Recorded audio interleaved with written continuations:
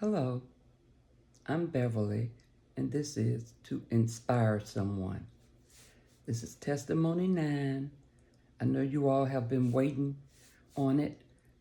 Number 9 is Second Chance. Um, I apologize, first of all, for the delay in doing this video, but I had some issues that came up with my cell phone that uh, I was out of space and I had to delete some of the um, messages and photos and different things to make the space that I needed to continue. And I'll go in and clean it up a little bit more later, but I needed to get this video out. Okay, second chance. As you remember, we were talking about brokenness. God uses broken things. And I'd like to continue that a little bit before I go into a brief testimony about my husband. It'll all tie in together. Anyway, God does not break us. Let me get that clear right now. We are never broken by God. And you may ask why. And that is because God allows the believer's brokenness to work for their good. And you can find that in his word, in God's word, Romans 8:28, which says, and we know that all things work together for good to them that love the Lord and that are called according to his purpose. He's speaking specifically to the called, which are the believers. So anyway, I just wanted to point that out. God promises to be there for us and to help us when we cry out to him. It is not only for a form of surrender, but it is recognition of where our true help comes from. God gives everyone free will at birth. We, not God, chooses what we do in our lives. Sometimes the choices we make can result in hard consequences, even to the believer. It's not because God is breaking us, but because we made the choice. The blessing or the consequences become our lesson. When a believer makes the wrong choices, and they can, the Holy Spirit is there to lead you back to your right path. We still have the choice to continue making wrong choices. But the test or the lessons become harder.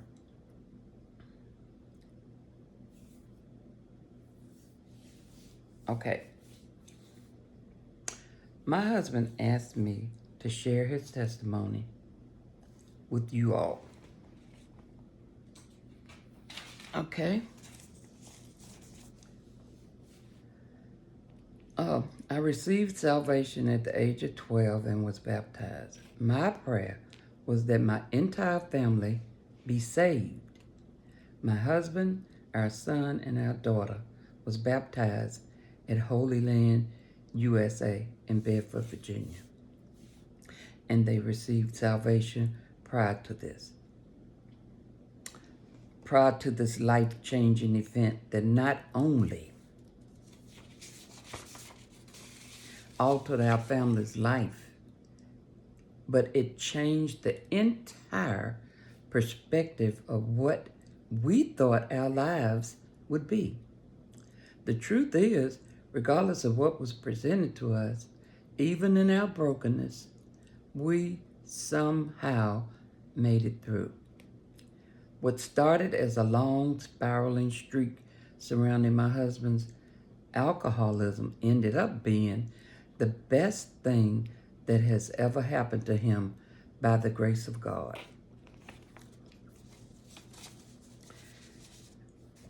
His dependence on alcohol led him straight to the VA hospital in our hometown. One evening, I received a phone call from one of the nurses at the VA hospital. And she told me that my husband asked her to call, but she wasn't supposed to. She was doing it as a favor because she said she could tell he was sincere, and he asked her to call me on the phone. And I was living in Washington, D.C., and anyway, she said that he wanted me to come down there to see about him. And she told me, honestly, he's not doing very well at all. And so regardless of what had happened while my husband was drinking, and since he had been gone, I had nothing, no ill feelings in my heart against him. And only God knew that. So I had just gotten off from work, and I had fed the children their dinner and gave them their bath. And I was, when she told me that, I said, so what do you think I should do? Should I come down there or whatever? And she said, yes. She said, because he's in pretty bad shape. And so I said, okay. And I got off the phone and checked, see how much money I had, and, made arrangements. I packed a bag with the one change of clothing for all of us. Made sure the children had finished their homework. And we stopped at the gas station, got gassed up, and we shot off down the road. It was kind of late. I was tired. And I actually drifted off to sleep because I don't know if you all know, but the radio goes out in your car back in those days. That was 1987.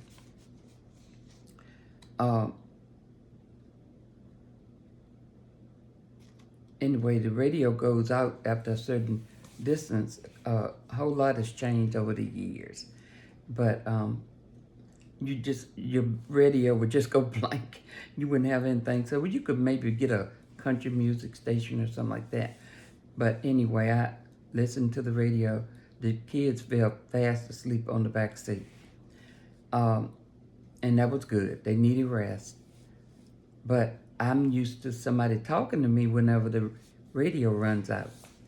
And it wasn't nobody in the car to talk to me. The children were asleep, and I was driving, trying to pay attention. It was nighttime. And anyway, I didn't even realize how tired I was. So I kept rolling the window down, and I turned the country music station on just to keep me company. And it was starting to get so much static that I ended up turning that back off. But I couldn't shake. After a certain distance, maybe a little bit over halfway to my hometown, I couldn't shake the sleepy feeling. And so I just kept driving, but I was going to pull over, but I wanted to try to get down there as soon as I could. So anyway, I kept driving, and I don't remember how or when, but I drifted off to sleep. And while I was asleep, I don't know how long I was asleep, but I woke up with a jolt, and the car was going down a slight embankment over on the left side of the 3-lane road that I was on. And it wasn't that far down, thank you, God, because, you know, it wasn't where I couldn't back up out of there. But when I guess my foot hit the brake or something when it went down the embankment. And it scared me. I was shaking like a leaf. My heart was beating real fast. And I just sat there and started crying. And the kids didn't even wake up. Not right at that moment anyway. But I heard a siren. And it was a state trooper that pulled on the side of the road right above where we were down the embankment. And he said, "Ma'am, are you all right?" And I said, "Yes." Anyway, I went on and he told me, he said, "Are you sure you're all right?" But he said, "You need rest." I told him I must have fallen off to sleep, and he said, "Yes, you did." And so anyway, he said, "See that exit sign up there? I want you to, we're going to make sure you get back up out this embankment." So he got in and backed the car up out of the embankment. And then he got out and let me get back in. He said, "Are you sure you can drive?" I said, "Yes, I'm all right now." So he said, "Sit here a few minutes, but then when you get yourself, feel comfortable enough, drive up to that exit, pull into that truck stop parking lot, and if you need to take your children to the bathroom or whatever you need to go, get something to eat or whatever you need to do, but get in that car and lock the doors and go to sleep." He said, "Your life is worth it." So that's exactly what I did. I sat there a few minutes to kind of calm myself down, and then I pulled off at the exit like he told me, and I took the kids because they woke up then, and I took them in to go to the bathroom. I think we ate a snack that I had put in the car, and I told them, I said, "Y'all can go back to sleep now." They were very tired too. And so I sat there in the front seat under the wheel, locked the doors, and went to sleep. When I woke up, it was like almost daybreak. It was just a little bit before dawn. So I went on and, got myself together and started driving again. I got down there, and the nurse met me at the in the waiting room at the VA hospital, and she said, asked me my name, and I told her, and she said, "Oh, I spoke to you over the phone." Anyway, she said, "I'll bring him in just a few minutes." And so here, maybe 15 minutes went by, and she rolled him in a wheelchair, and he was slumped over, and he was looking so bad, like, I mean, really, really bad. And I didn't know what had happened to him, and she didn't really go into detail at that time. But to make a long story short, she, told me that she would talk to me after I spoke with him for a few minutes. So anyway, he was like incoherent. He wasn't responding very well. He said a couple words, but it was almost like he was just totally out of it. And I said, is he taking medication or something or what? She said, "No, he's just in a bad shape." She said, "We're not giving him nothing because we don't know exactly what we need to give him yet." But anyway, I don't know how long he had been in the hospital or whatever, but he was not very responsive. I did see him with tears running down his face, and so that made me sad. And I said, "It's gonna be all right." And while I was there, the children would start asking questions, and I told them, to sit over there in the waiting area, and I'd be back over there in a minute. We were kind of separated from them because I didn't want them to be too alarmed. But when the nurse came and told me that she'll be back in a few minutes to get him, and that she would talk to me afterwards, and then I sat over there with the kids after that for a while before we left. Now, we did not go back up the road. Uh, I believe we stayed at a hotel um, so we could get rest overnight. We sat in the VA hospital waiting room and spent time. I believe his mom and his sister came up to see him while I was there. And we talked a long time. And I stayed as long as was necessary. Um, they took him back because they was like doing tests or something on him and all of that. And he seemed like he wasn't even aware of what was going on. But anyway, they took him back to his room, and they told me, um, if you want to, you can stay, but she said, really, we can call you if any changes come about. And I thought that was kind of odd, but I told her that I was going to be staying in the hotel overnight and with the kids, and we was going to get a good night's rest, and then I would take and leave and go back home the next morning. And so that's what we did. We got up real early. It was like 6 o'clock, and went back up the road. But I got back up there, and I cried all the way up the road. I just felt so sorry for him. My heart is always full of compassion, especially for my husband. And so got back up the road, and I was supposed to be going to work the next day, but I called in and told them, and I hadn't missed any time. I was trying to always save my time so that I would have time if I had an emergency. And that was considered an emergency. So I stayed home and, took care of whatever I needed to do around the house while the children were in school. And I talked to the Lord.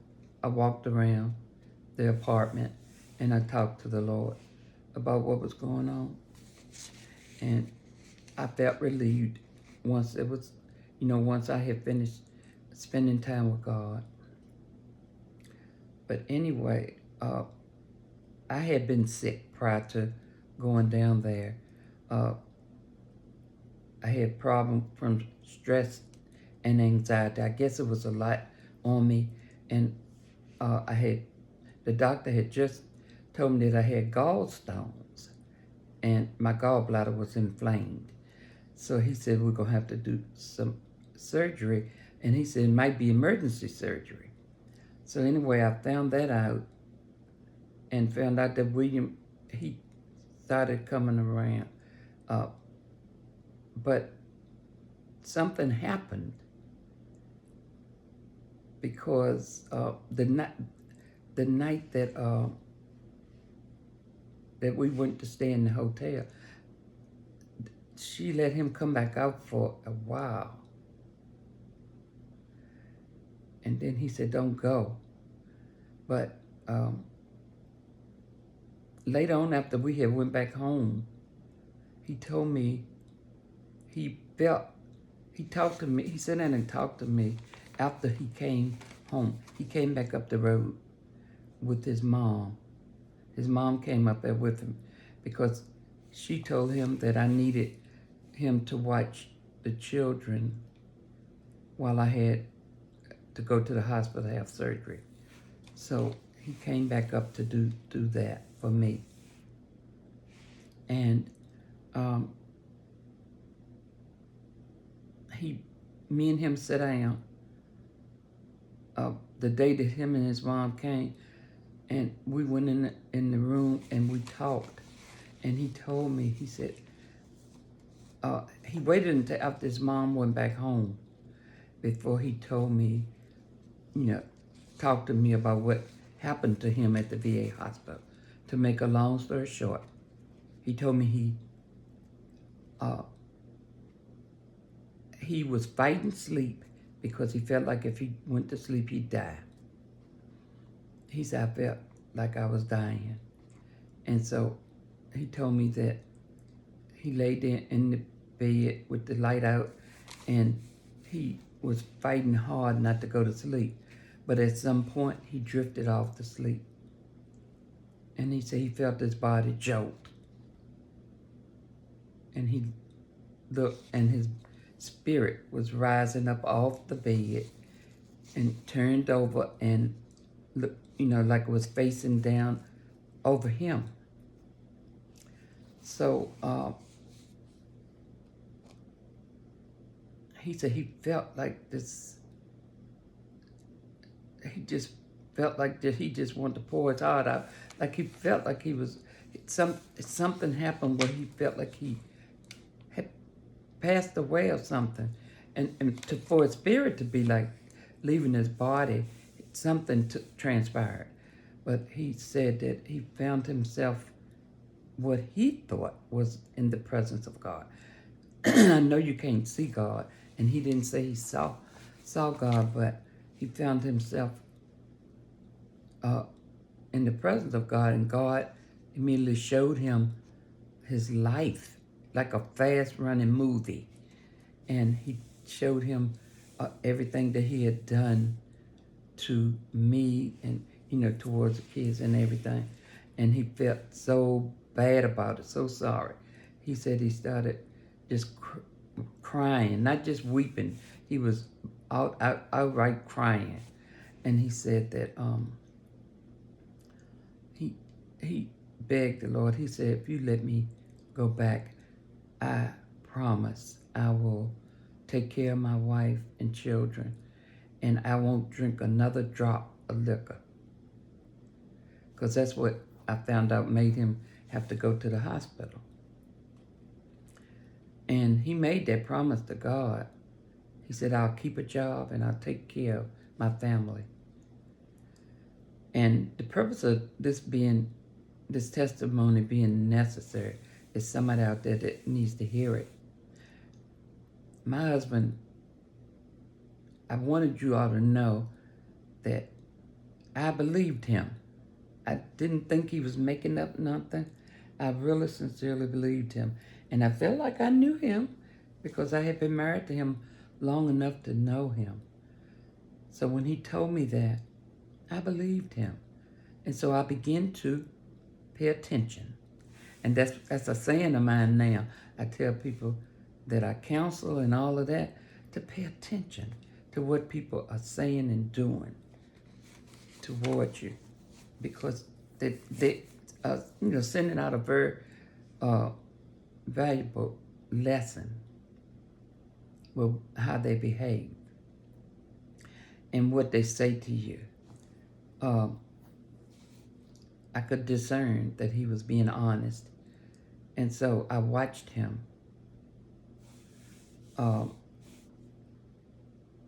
as he went along over time. First of all, I had to go to the hospital to have emergency surgery because I was sick as a dog. And when he came back, he stepped right in the gap. He took care of the kids. His mama was there helping too. Made sure he fed them, got them off to school. Then he come over to the hospital. I was in the hospital about 2 weeks. And at that time, I was really sick. But anyway, not 2 weeks, maybe a week at first. So I went home after a while.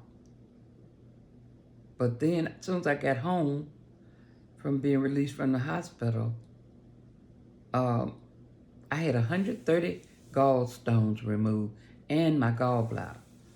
And back then, laser surgery wasn't introduced yet. So I had to be cut and had my gallbladder removed and all those stones removed by incision surgery. It was emergency surgery. So I did okay at the hospital. I, came along pretty good. But when I got home, I had a relapse. What I mean by that, I started hallucinating. I ran a very, very, very high temperature, and I was sick as a dog all of a sudden, and they called it a relapse. So my doctor told my husband to bring me right back to the hospital, and so I had to go back for an additional week. But during that time I was there, my next testimony, which will be testimony 10, is going to tell you something that transpired during that time. This is all coming in together, and God is planning all of this. He has a purpose in the way I'm telling the testimonies, and which testimonies I'm telling in order. So I know for a fact that I already got the testimony for testimony 10. But the result is, at the end, the but God part, you know, the part where I said my husband was an alcoholic, but God, well, the but God part at the end, when my husband gave up the ghost and time long enough to spend time with God, he surrendered his all to God after being shown. Okay, all of the things that I told you before happened. But then you want to say, you probably want to know what was the,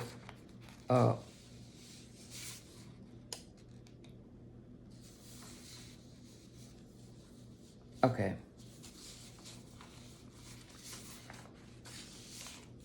As a result of him giving up the ghost, that's what I said, for a brief time in the VA hospital, and surrendering, that's what I said, he surrendered his life to God at that moment, and he poured his heart out, and he made promises to God where he actually kept over all these years. It's been over 30 years. He surrendered his life to God. He found peace with God that led to, he was able to get us our first home, which we lived in for 7 years. And the only reason why we had to move out was because he fell on his job, and he wasn't compensated for his injuries until after time had went by where we had to leave. So anyway, that was one accomplishment. But just put this in mind that it's because of God. He had fishing. He went fishing all he wanted, and he was catching fish left and right. And I was thinking while I was going with him fishing that he not only was catching fish to feed us, he was a fisherman of man, because he was telling his testimony and, you know, had a whole different perspective on life, and people wanted to hear it. And I believe they still do. And right now he's been given 2 boats, not one, but 2 boats so he can go out fishing. He wrote many poems. Most of them were to me personally, but one in specific, let me move this first. Oh, I'll read this and then I'll move this. It says, only God can turn a mess into a message, a test into a testimony, a trial into a triumph, a victim into a victory. Now, I was telling you about the things he managed to, not managed to, this was in the will of God. Once he turned his life around and he committed his life to God. That's what he did. So anyway, like I was saying, he wrote many poems. I have the poems in case anybody's ever interested in seeing some of them. But also, he asked me he wrote this poem called The Peace I Embrace. And he wrote it and he asked me to, to edit it and, clean it up for him, because he know that's what I love to do. And he asked me to enter it in, into this poem portrait contest. And so that's what I did. I entered into a contest they had for the National Library of Poetry. So he won the Editor's Choice Award for The Peace I Embrace. I'll show you that in a minute. Here's the Editor's Choice Award that he won. And his poem, The Peace I Embrace, right there, was put in this, he's published in the National Library of Poetry, in this book called The Isle of View. And he is the poet that wrote that. So, we have treasures in us. And the enemy's goal is to make us not realize those treasures so that we will not fulfill the purposes that God has for our lives. But God has a plan, and it will be fulfilled if you will allow it to be. So what I mean by that, the choices that we make. That's why I went over about our choices. So anyway, he accomplished all those things. What else did he accomplish?